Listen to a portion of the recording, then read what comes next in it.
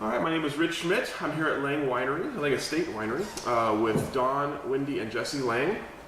And we'll start you guys off with a nice, easy question, which is why wine? Why not? Why wine? Well, I certainly didn't grow up with wine. By and large, in our family, it was if there was an alcoholic beverage, it was a beer, and my parents usually would share a beer. Although my grandmother, my old German grandmother, made wine in the basement of her house. But I don't remember really drinking that. She tended to like some, Mogan David at Christmas. So that was kind of the wine heritage that I had growing up. And it wasn't until I got to California, in '78, that I started then, really getting into vinifera wines. Wine that wasn't made from rhubarb or dandelions or Concord grapes or something like that. Yeah. Was there a certain wine that started you on the path? Was there something you drank that thought, I gotta have more of this? Well, yeah, and I'll try to make that as succinct as possible. Wendy loves to cook, and we were having dinner with a Burgundy. It was Moët Saint Denis, I think a Dujac, Moët Saint Denis, and I remember, she cooks a fairly elaborate meal, and at the end of that meal, I went back to that glass of wine and sniffed and tasted and said, oh man, there's a whole bunch of stuff going on here that I didn't perceive 2 hours ago. And so that was the Pinot Noir revelation for me. When was that? That must have been 84. Yeah, early 80s. Somewhere around there, yeah. 85, yeah, somewhere around there. Pinot Noir. Yeah, maybe more. We came here in '87, so it must have been, maybe 85, 86, around in there. So that kind of, I think that turned us around as far as the varietal that we wanted to do. It's like it was a revelation, and so it's like, okay, well, we want to try and make that. So then it became. The question became, well, where do you do that in the new world? And I gently suggested that they were growing grapes in Oregon. How did you know about that? I had been here a few times. I grew up on the East Coast and then moved west and wound up in Santa Barbara. And there's a burgeoning wine industry there, certainly at the time. But I was vaguely aware that there were other places to grow grapes, and I loved Oregon. I'd been here a few times, and sort of in the back of my mind, a lot of people, they have this quest, they want to go to Oregon. And so when I figured out that they could grow Pinot Noir here, I thought we should investigate. So.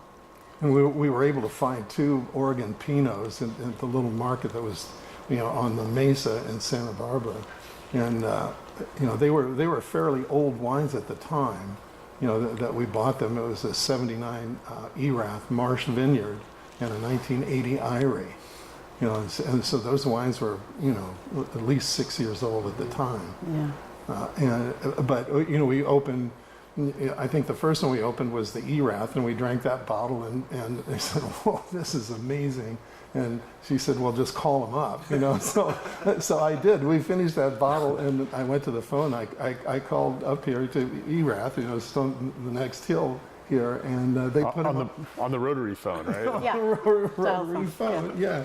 And they said, well, yeah, he's around here somewhere, and put the phone down. And a little bit later, here comes Dick Erath on the phone. So I'm talking to Erath on the telephone for an hour, and he's imploring us to come up here, which we, and 2 weeks later we did.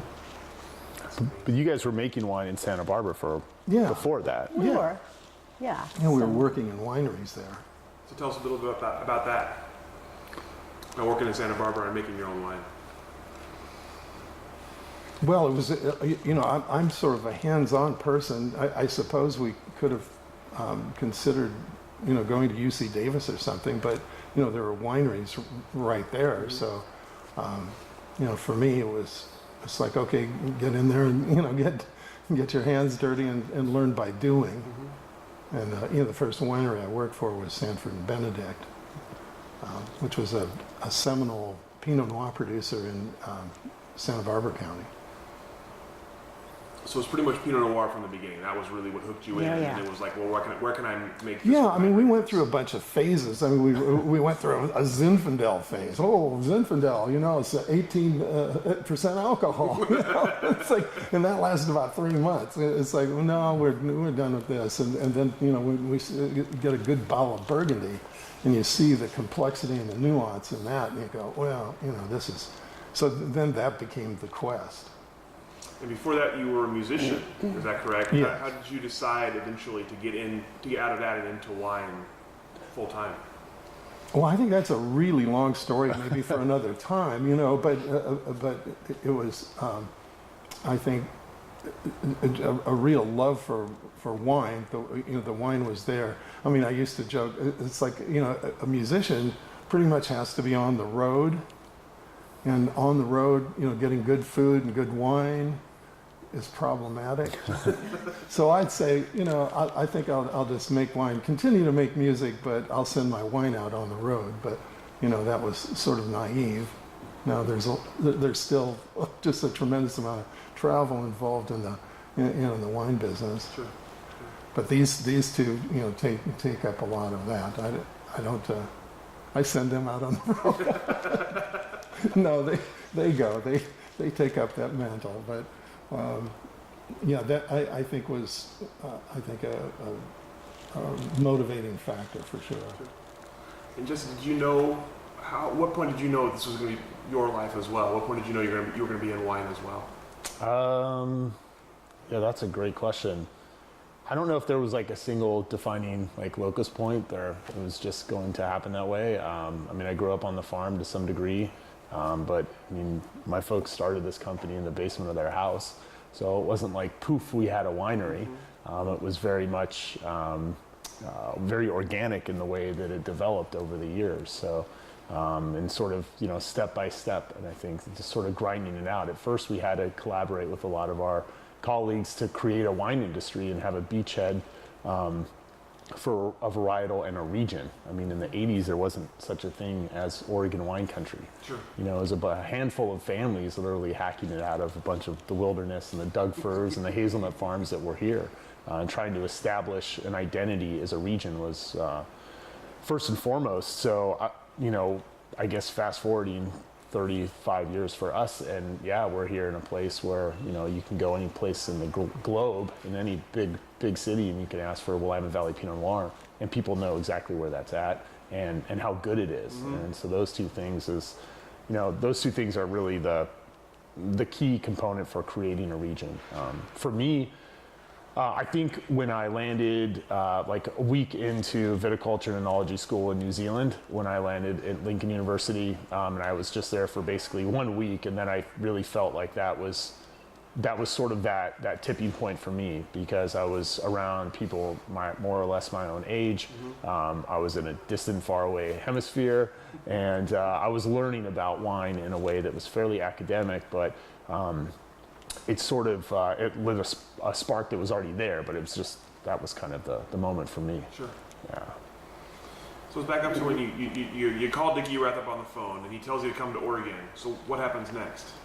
Well, we came, we got on a plane and flew here and started looking around. And, you know, the thing that sort of amuses me in retrospect is we flew into Eugene, and we rented a car and we drove south.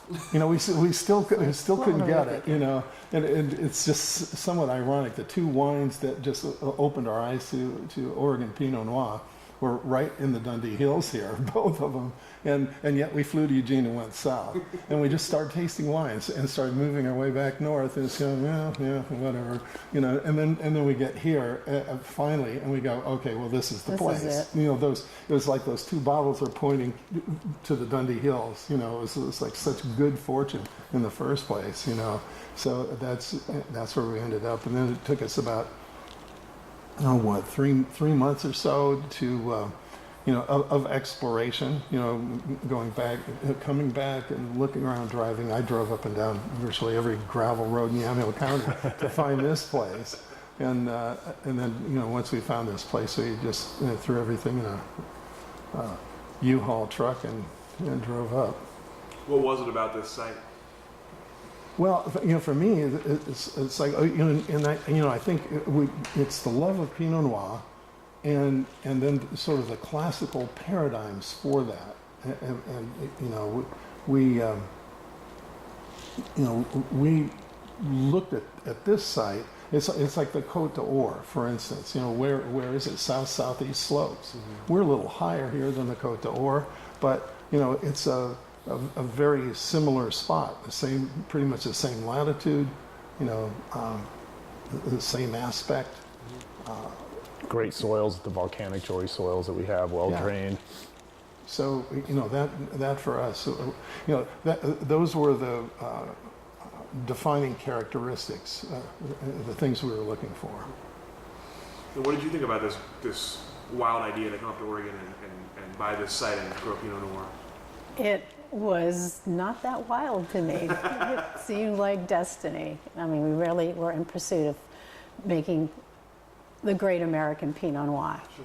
And it was a journey. It was, we were seeking it out, and finding the spot it felt right. Mm-hmm. Every step of the way. I mean, the struggles, there were lots of struggles. There was no industry here. Mm-hmm. It really was the wilderness. But in my mind, I had no doubt that this is what I wanted to do. So. And I don't think we ever doubted that this is the place to do it either. No. I don't think we ever had a second thought about that. There were times when, the pushback against Oregon wine, just the concept, you're growing grapes in Oregon, that whole thing, is just, you get really weary of hearing that sort of thing. It's like, look, you don't taste it. I mean, we're purveying these wines to you. You drink this wine and then tell me if we're growing wine grapes in Oregon. We're growing wine grapes in Oregon, and slowly people started to catch on to that. And now it's not an issue anymore. But we wondered sometimes about the industry, but we never doubted the fact that we could do great Pinot here. So let's talk about the industry. In the early days, what were your initial impressions of Oregon wine makers, Oregon wine consumers, the potential here? Well, the makers, there weren't a lot of them, and most of them became fast friends or still dear friends. It was a very tightly knit community, and we banded together. We helped each other out, we cheered each other on, shared a lot of bottles of wine and meals together, puzzled through technical issues and harvest challenges and weather and birds and all of those things that come along with it. And then as it became quite clear that we were all really onto something, we're all very passionate. You asked me the question, was there ever a doubt? You don't do what we did if you're filled with doubt. It wouldn't have been possible. And we really banded together and carved this out of, nothing. And I thought we were a little late to that dance because the founding people, Erath was here in the 60s, Irie, David Lett was here in the 60s, the 70s, so by the 80s I thought, you guys have really done a lot and come a long way, and I was just really touched and honored to be welcomed to the club. So there was that mutual support that I don't think we could have done without. What were some of the sort of challenges you faced? You mentioned challenges. So were there specific challenges, like technical challenges, or what were the things you thought you had to overcome that maybe you weren't expecting to have to deal with? Well, for me, I think we had more trouble than I would have liked to carve out that share of mind, and we had no media outlets here to speak of. No marketing departments. No marketing departments. Marketing budgets. Who's going to root for Oregon Pinot Noir? I mean, Oregon winemakers, basically, and that was pretty much it. So that was difficult. It's like, how do you carve out a share of mind for people who basically, they don't hear you so much. So you just got to keep after it. And I think there were times in the 90s when we were going, it's like, are they ever going to catch on? And I can go into, into some more detail about major publications who were always pushing back against Oregon and promoting California at Oregon's expense. And that got wearisome. Because we knew what we had. It's like, and then finally it started to break down, and then it broke down in sort of an exponential way, bang, and all of a sudden we've got an industry, we've got a reputation, and we're known worldwide now. But those initial years were really tough. Was there a moment or an event that caused that, the breakdown, that finally begrudgingly admitting that Oregon might be making some good wine? Yeah, that's a great question. I'd like to think there was, but I think it was incremental. A lot of it early on was incremental. I mean, if you look at Lett trying to sell, grow his Pinot on the next hill over here in the 60s and go out and sell that in the 60s, then the 70s and the 80s, and we're here, and it's still really tough, to change consciousness. And then somewhere in the 90s it starts to shift because, there are a few more of us and we're getting out there and we just keep telling the story and we tell to people who tell other people, and pretty soon, there's that groundwork of support for what we're doing. Building an industry one bottle at a time, and one fan at a time, one pallet at a time, and that's sort of like you slay that beast by 1,000 cuts kind of thing. I don't think there was any seminal event that pushed it over the top, but yeah, once you start to gain that inertia, then it sort of became self-fulfilling, and yeah. So I think Oregon Pinot Camp, OPC. We helped start from, that in the year 2000. That was the first year of OPC, and that's been a big event for our industry.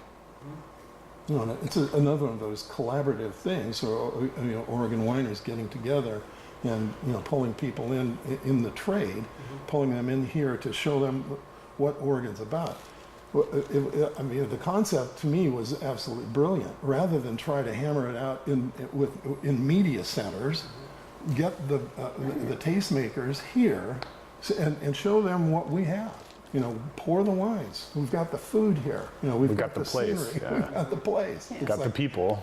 And these people, the ones who didn't go back home and pack their bags and move here, would go out, and they were emissaries for Oregon wine, and still are to this day. I mean, it's a fabulous event. It is the benchmark event of my summer season.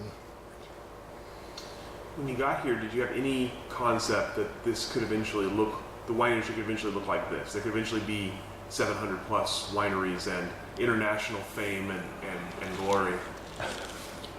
Well, yeah, I don't know. The fame and glory. I all I wanted was recognition. Not for me or Lange Winery, but for the fact that we were so convinced and so resolute about what we were doing. Just recognize that what we're doing is top notch, top quality.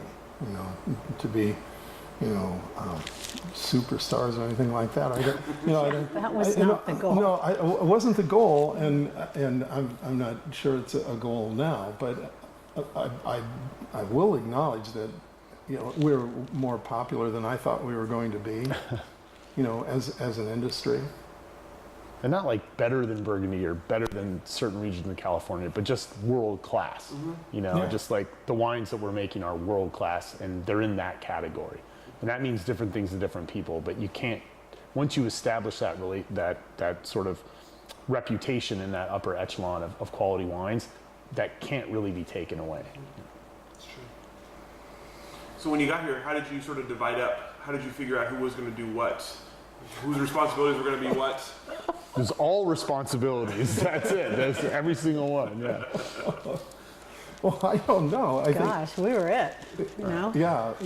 I mean, in the early days, we did it. When we were the tasting room help.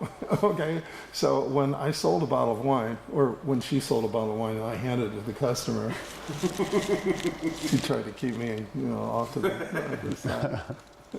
But when I finally handed that bottle to a customer, I calculated that I had already handled the bottle 6 or 7 times. And that's just after it was bottled, Sure. let alone all the work from the farming to the winemaking and everything I was else. just saying that end of it, and I started thinking about it in those terms, like, wow, that may not be very efficient, but it's all we can afford, A lot of time spent hand labeling bottles, front label through a glue gun, wipe off the edges, turn 180 degrees, back label, put a capsule on it, capsule spinner, 1 down, 11 more, full case, 55 more cases, 1 pallet. Yeah, it was definitely a lot of handiwork. Yeah, but we did everything. We did the farming. We did the harvesting the first couple of years. It took us a while before our own grapes came to fruition. We purchased from some fabulous vineyards early on. We had the good fortune. Some of those vineyards we still work with today. So those are those long-term relationships that we've formed here. And, we just did everything that needed to be done. Was there a favorite part of the year, or a favorite part of the process for you? Did you have a certain part you really look forward to? I mean, no, it's a Just one big party, man. Yeah, isn't that funny? It's like I can understand, where a question like that comes from, because it's sort of, that's what the human experience is about, I guess. Basically, so it's like the peak experience, and but for us, I mean, you think harvest, Bud break? Bud break, when the vineyard exciting. springs into action in the spring. That's.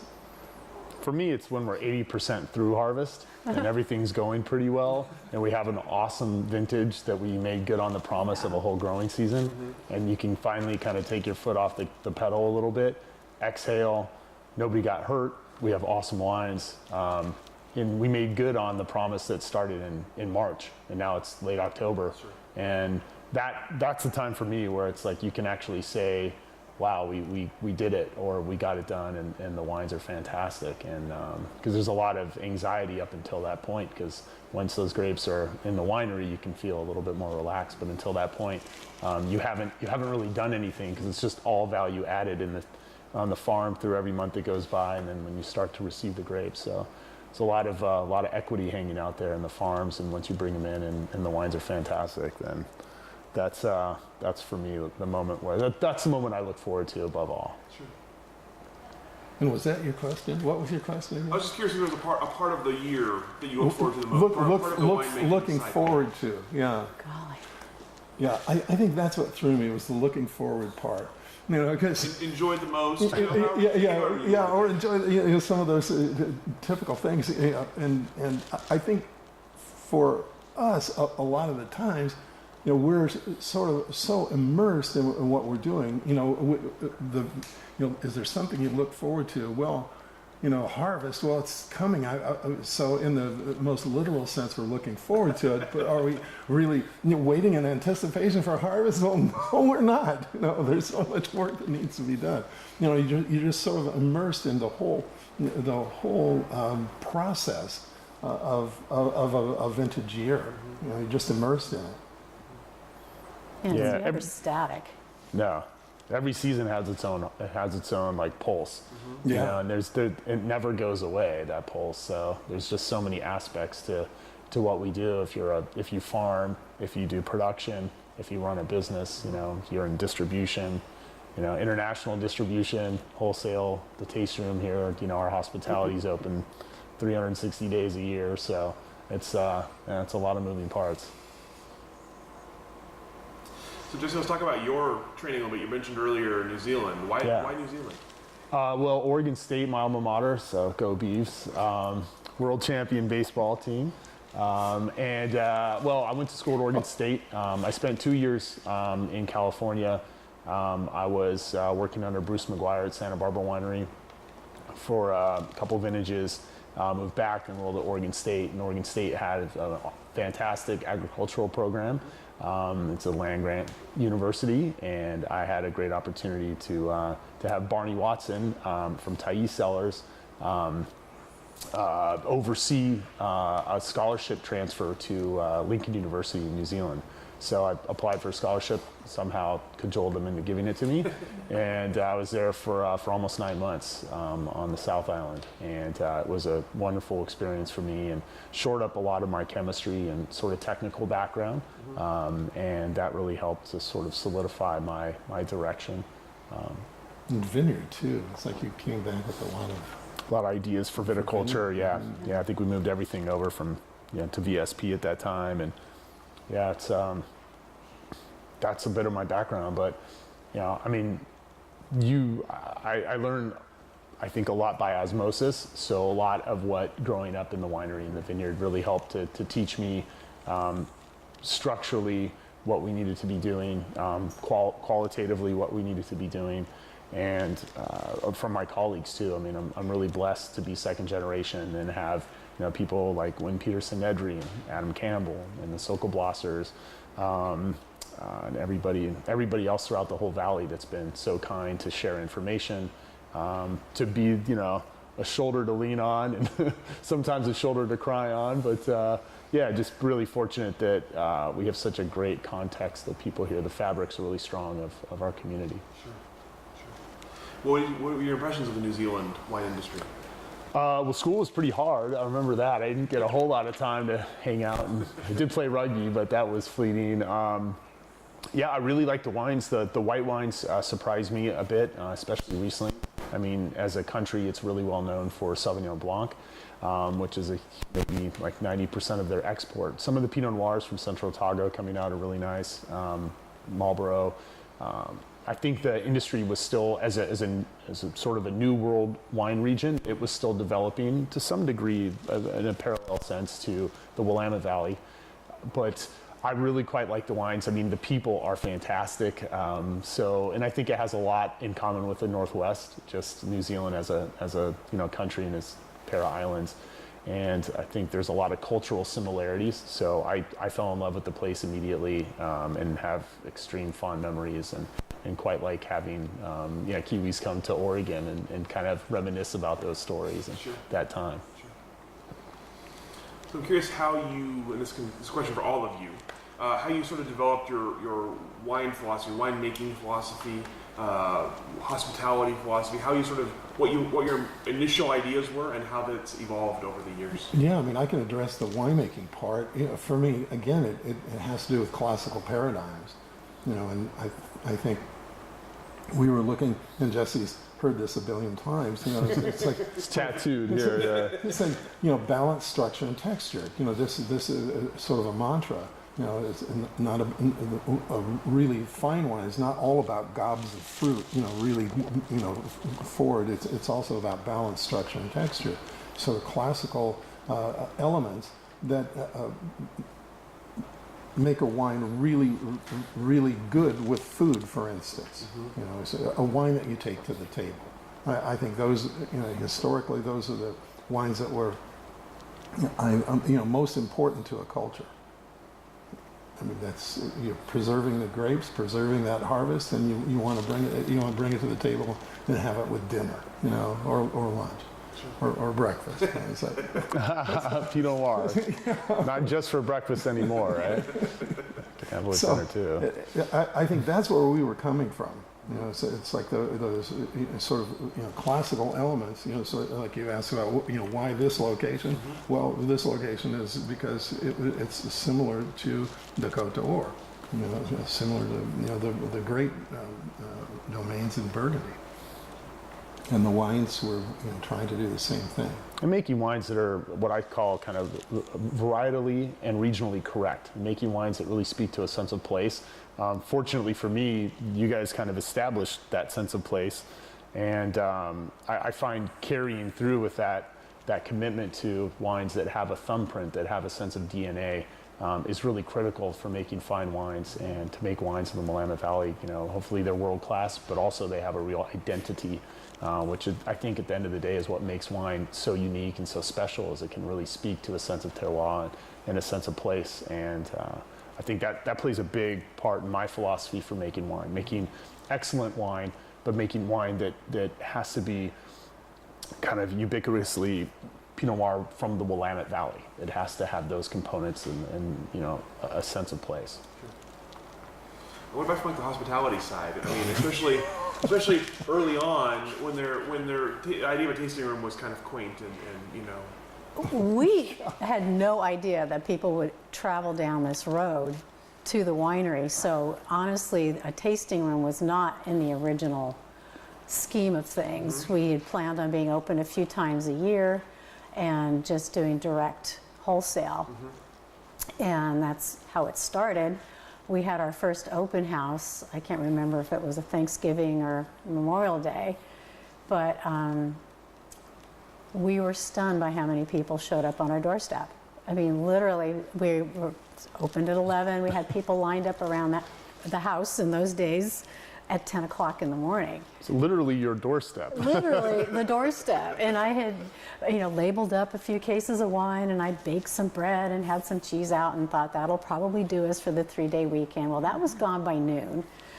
And that got my attention. It was like, okay, that was great. And then it was a 3-day weekend, and it happened the next day and the next day. And I thought, wow, Oregonians are just the best. Come up down this road. It's 2 miles of gravel, and part of it's paved now, so the journey isn't quite so perilous. But sorry, it was really heartening. And then the tasting room, back to the sort of organic roots, evolved of its own. People would just keep showing up, and it was wonderful. But some days a little inconvenient. If we weren't here, or I was on a tractor or something. So then we posted hours, and that evolved. And well, here we are, 31 years later, and we're open, 7 days a week, except for the major holidays. Sure. We're just happy to have people come visit us, see what we're doing. Back to that sense of place. Here's a bottle of wine from the grapes that we grew out there. You can hang out and, look at the vines and taste the wines and, talk to the people that made it and grew it. And we want to make our message accessible too. We want to empower our customers and make them feel comfortable with their own palates. And if their palates enjoy our wine, that's even better. That's a win-win for both. But, I've always been of the nature of trying to make people comfortable about their own tastes rather than saying, you're tasting this Pinot and this is, it's redolent of blackberries and all of these other things. I would rather draw them out and have them come to their own conclusions about our wines. And I think those people are still our customers all these years later. They understand what we're doing, they understand why we're doing it, and they know very well where we're doing it. And I don't think you can do any better than that. So It's still the tasting room ethos, right? Empowerment, yeah. Just trying to say, suggest to people that, well, Wendy has a great phrase, it's your palate, it's your party. That's her succinct way of saying, just take charge of it. I can help you with maybe some descriptors, but I don't know what you're tasting. That's your experience, and you should just explore. It's one of the beautiful things about wine. It's so much fun to explore. And then you can talk about the food component and all the wonderful bounty we have here in Oregon. All the seasonal options. You can get pretty excited about it. So we're sitting here in your new tasting room, celebrating your 30th anniversary last year as a winery here. Tell us about the concept behind this and kind of the impetus to build this. Well, I think we needed more space because more visitors, you need more space, and I was trying to maximize the views, especially with the deck out there. We had a long time to contemplate. 10 years, yeah. At least how this is looking for going. light and air, and it's this particular space is built so that it can almost be an outdoor space. I mean, put that door behind you up, and that whole wall collapses. Not the whole wall, but that whole door system there, folds up, and can almost be like a porch. So, bring the vineyard inside. Yeah, and there's no substitute for place. You can taste wines any place in the world, but when you actually visit a winery and a vineyard, that's an experience that rarely leaves human beings. you know, and tasting. We all taste lots of wines. I mean, have the good fortune to taste a lot of wines, but when you're actually there and it has a sense of place, that's an experience that people just don't forget. So being able to accommodate that and be very hospitable towards that experience is something that we strive to do. So let's talk about working with family, which is always a question we like to ask when we have families. We know this has been a notoriously difficult industry on marriages, so we always like to ask couples who are still together, what's your secret? How did you do it this long working together? That's hysterical. It's, what did you say? Notoriously difficult? Notoriously difficult. You're trying to say it as gently as we can. That's not putting us But that's on a the great spot. phrase, though. Notoriously difficult. Yeah. Well, you're absolutely correct. You know, for us, I think what we've always said, and we try to adhere to this, is never lose your sense of humor. You know, you can't lose your sense of humor. Ever. So I don't know. I think, is there a secret? Other than that, I really don't know. It's like, you know, be doggedly. You just have to be supportive of each other and just keep at it. You know, if it works, it works. I don't think there's a secret to it. But knowing that, you know, being able to compartmentalize, I guess, that this is a business. It's a good business. It's not me. I think that helps. Kind of, you know, it took a while to get there. That was a journey because in the early days, it's all you do. But if you can keep some perspective, I think that's what I'm trying to say. Compartmentalize. You know, it's like, you know, don't conflate the winery with us. If the winery's not doing so well and we're not doing so well, then that's a double whammy. If you can compartmentalize and say, well, still a pretty good life. We're still living in Oregon. We, you know, there's a lot of good things happening. Solve one problem at a time. Sure. Yeah. Look at the big thing, but And we have excellent wine to drink too. and then there's Excellent. Doesn't good hurt. wine always. You know, and honestly, I mean, you say that, you know, sort of jokingly, I think, but No, I didn't. Seriously, but I mean, that's seriously part of it. It's a more philosophical level. It's like if you're, this life isn't. It's a kind of a unique life in that we live where we work, so we never get away from it. But we're also, you know, this is our life, and you wake up and you look at the vineyard and you can say, there's a whole lot of work that needs to be done. There are a whole lot of challenges in that vineyard, and you know, this vintage is evolving. There's going to be challenges, and you know, we got to be and go off on that tag. But simultaneously, you can look out and say, that's really beautiful. And maybe you don't even say that. You know, you just feel it. You look out and say, well, this is where I live. This is my life. And I think that's what we try to never lose sight of. The really nice wine that we get to drink, you know, the food that we get to eat, and the air that we get to breathe here. That community we get to be a part the of. community Yeah. that we're a Yeah. part of. Yeah, it's like, It's pretty good. It's hard to beat. so yeah, I think this is the life we created. You know, I don't know. I mean, for all the trials and tribulations, it's hard to match. So what about you joining the family business? What was that like? Yeah, I mean, it's been an evolution to be sure. It has challenges, but a lot of great rewards too. I take it seriously, too seriously sometimes, but you know, again, trying to like move things forward and, you know, carry the mantle that they created and our neighbors created. So it's something that I always have, I think, to some degree, like a little bit of that chip on my shoulder, because I remember how it was growing up and how challenging it was to carve out a niche that was, you know, world-class Willamette Valley Pinot Noir. So I take that I don't know, take that motivation forward to continue the, carrying the flag for the Willamette Valley. And how do you balance that kind of past with future, especially you kind of between the generations? The second generation and the winemaker, you have a legacy estate here, but you also have to think about a growing industry. Sure. So how do you balance that? What are your perspectives on that? Well, I think you have to be attuned to what's happening and how the larger mechanical aspects of the wine industry are happening around you. We have seen a fair bit of change here in the Willamette. I think, like, to some degree, the last 10 years has been even more transformative than the prior 40. But carrying through, like, your core tenets of making great wines, growing great grapes, and just continuing to fine tune your game and grind out the singles and doubles that help you, carry your team forward and make a better product.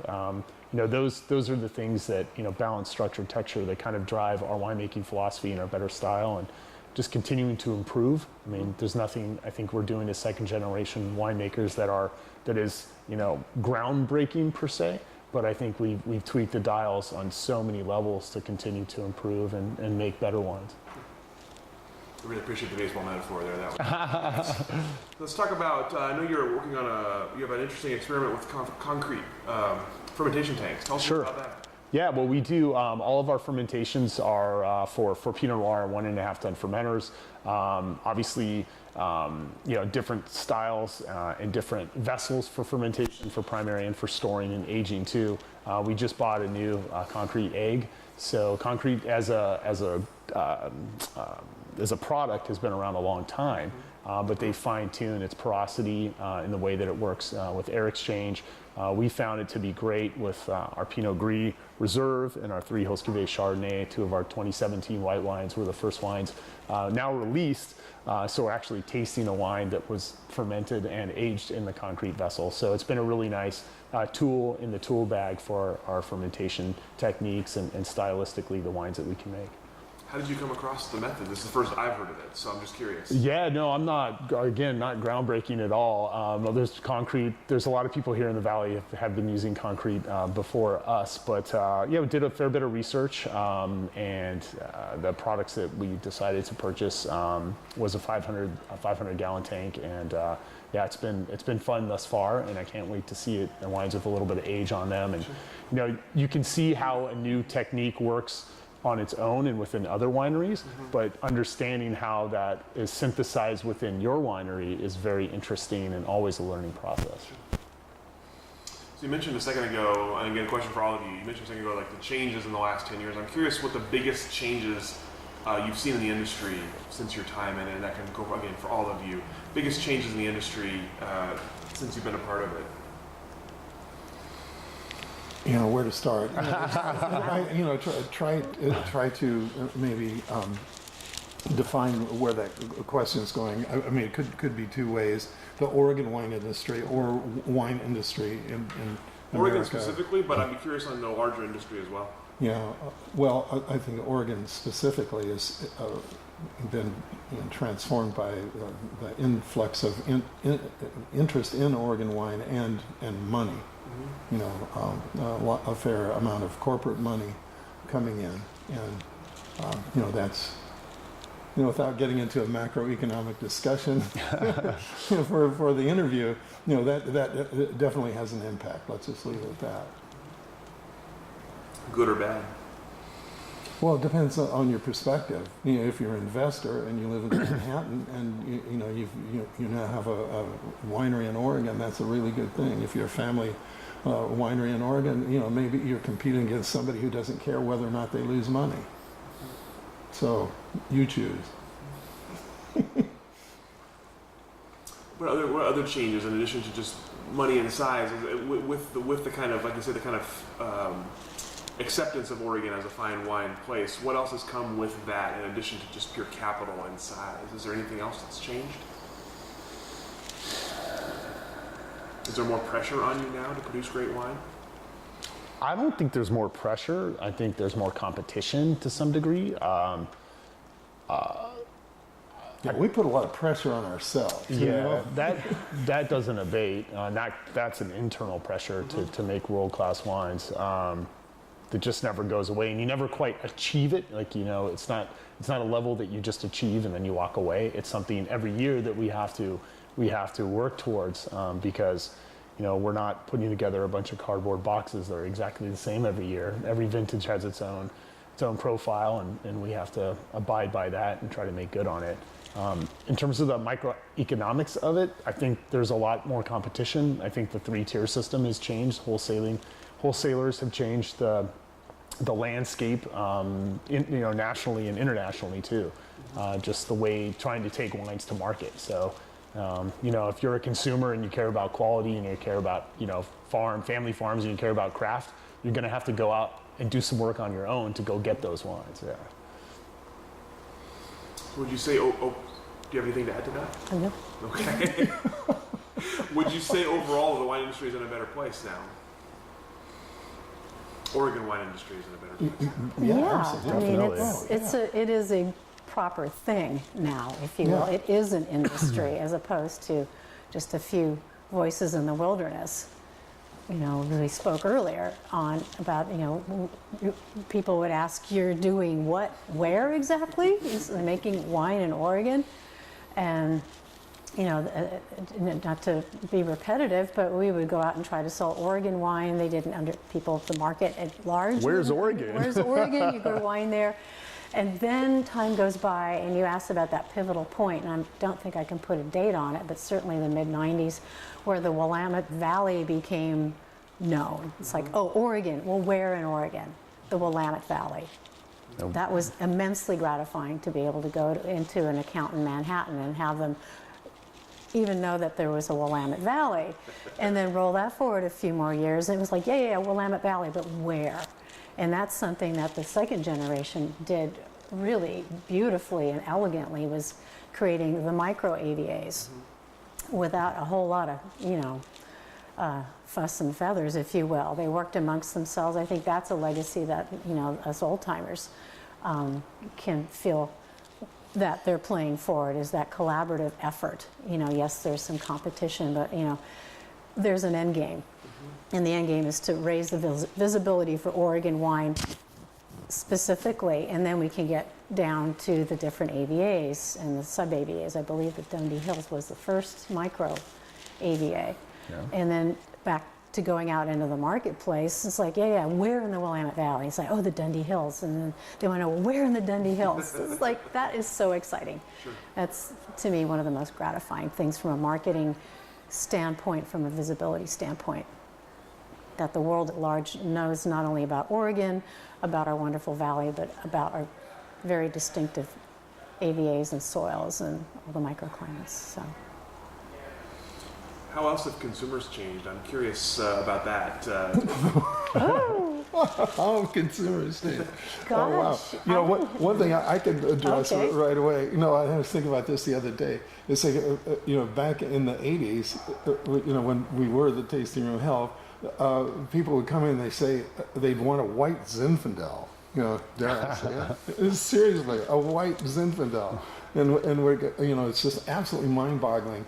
We never hear that. Well, we're not in the tasting room so much, but we talk to a lot of people, and we never hear that. And maybe nobody drinks it anymore. I don't. Do you have anything sweeter? I used to hear that a lot. That Yeah. one We're too, hearing that less You're and like- less. Yeah. Fermented dry. But I think There's they're fruit more sweetness. sophisticated. Yeah, They're yeah, better. no They're doubt, better yeah. educated. There's more for them to learn, and they are learning, and it's just a joy. Wine's a thing too. We didn't have food channels, back in Yeah. the 80s. And we didn't have wine. Wine wasn't, it didn't have the, level of success or level of recognition that it does, cachet that it does today. You can go to almost any little wine store in the country and find amazing wines from all over the globe. 30, 40 years ago, that was an anomaly. So having that, and the internet too, with the World Wide Web, being able to order wine online has been incredible too. So people are interested in learning about great wine and having great wine, acquiring great wine. They're able to do so in ways that are much more open to them than was in the past. what is it about your story that you've found over the years that has struck a chord with people, or not just your story, but the small family farm Oregon wine story? Is there something about that keeps people coming back? Oh, I think there's no doubt about it. That authenticity thing. I think to some degree it's been packaged a lot, but when it is Right. the real deal, it resonates with people.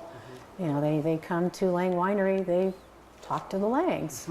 Because we're authentically authentic.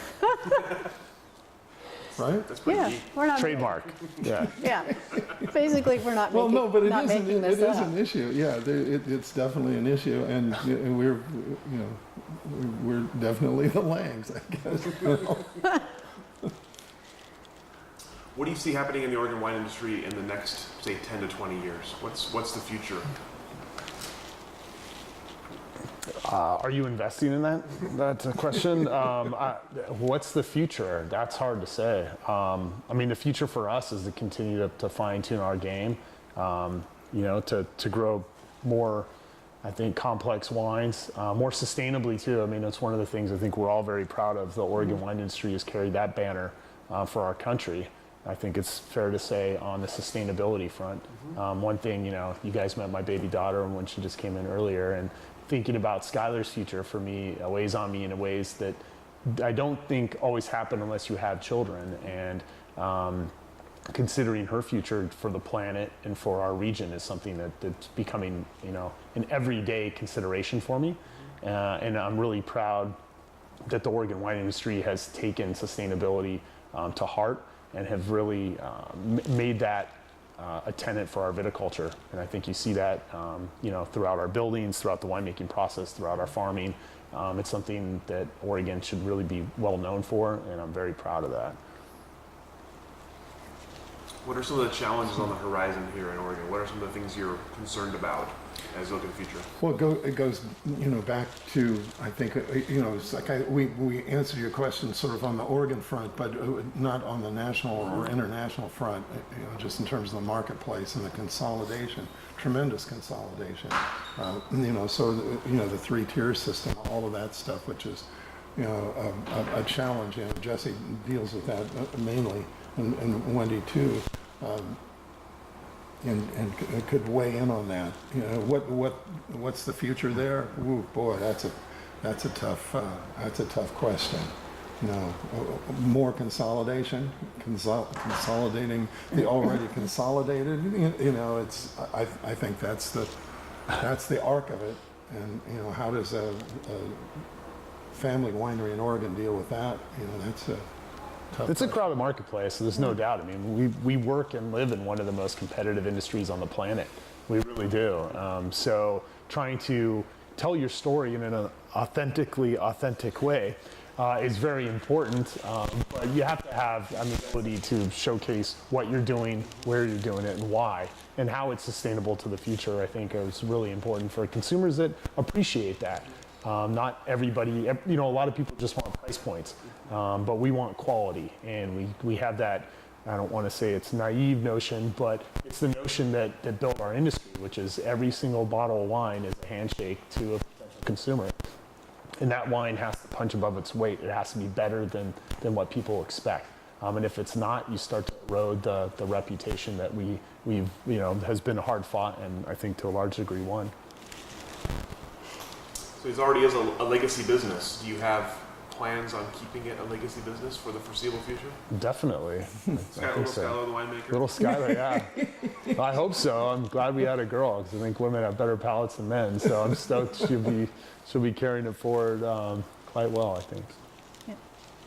What advice would you have, and this is for any of you, what advice would you have for someone who wanted to enter the Oregon wine industry today? And that could be at any level of the industry. Yeah, I think it's an exciting, dynamic industry to be a part of. I think the people are fantastic. So my only suggestion would be pull your weight, and make great wine, period. Those two things. And, be a part of the industry too. It's not just about Lange Estate Winery. It's about Team Willamette Valley. And that's something, that collaborative nature is something we're all very proud of, and is still here today and thriving. And I think that that rising tide concept is something that we've all paid forward many times over, and that was shown us that level of hospitality when we first moved here. Advice? Oh, okay. Well, I can just tell a little anecdote about when we first got here. This is 1987, and we went to a party of Fred and Mary Benoit. It was a Chateau Benoit back in the day. Do you remember that? We interviewed them last year. Oh, you did? Oh, geez. Lovely. And Mary and I were on the Yamaha County Winery Winery Association board for a long time. So I just adored her. But the first time I met her was at this party, and we were introduced, and they said, hello, how are you? That sort of thing. And the first thing out of her mouth then was when she was made aware that we were coming here to start a winery, she said, "I hope you're well capitalized." And I thought, well, so good to meet you too. and that was. And the answer was no. The answer is no. Sorry to disappoint. But anyway, that's my story about that. How about you? I really can't add to that, and probably shouldn't. Well, that's all the questions that I have prepared for you. Is there anything else you'd like to say? Any more great stories at the end here, or anything else I should have asked? No, I mean, in terms of like the viticulture, I think that's one thing that's taken huge strides in the Willamette Valley. Our attention to detail viticulturally is light years from where it was when we started. The winemaking for us is still fairly hands-off. So that's something that, trying to tell the story of the grapes that you grew during a certain year and making sure that, again, that's manifest in the final bottle of wine. But our techniques, sustainability-wise, but also just techniques for farming wine grapes have improved drastically over the years. Also, there's one thing that we really enjoy now and are really excited about is Chardonnay. I mean, we've talked about Pinot Noir plenty, but Chardonnay is a Burgundian varietal. And that is part of that portfolio for us. Being able to make and drink a great Chardonnay, and we're really a 31-year overnight success for Chardonnay, which is great. But yeah, it's the Chardonnays that we're making are world class, and we're all really pumped about it. Very excited. I mean, they are that good, and will continue to get better. And I think you guys have talked to a lot of Oregon winemakers in the last while, but I think everybody, you hear that drum beat, and it's just getting louder and louder for Chardonnays, and we're stoked to be a part of that. Do you find you're finally getting people to get on board with the Oregon Chardonnay versus what their concept of a Chardonnay is? Definitely, yeah. Absolutely. Yeah, it's exciting. Anything else? Last words? That's it. Well, thank you all very much. Thank you. Appreciate your time and your thoughts.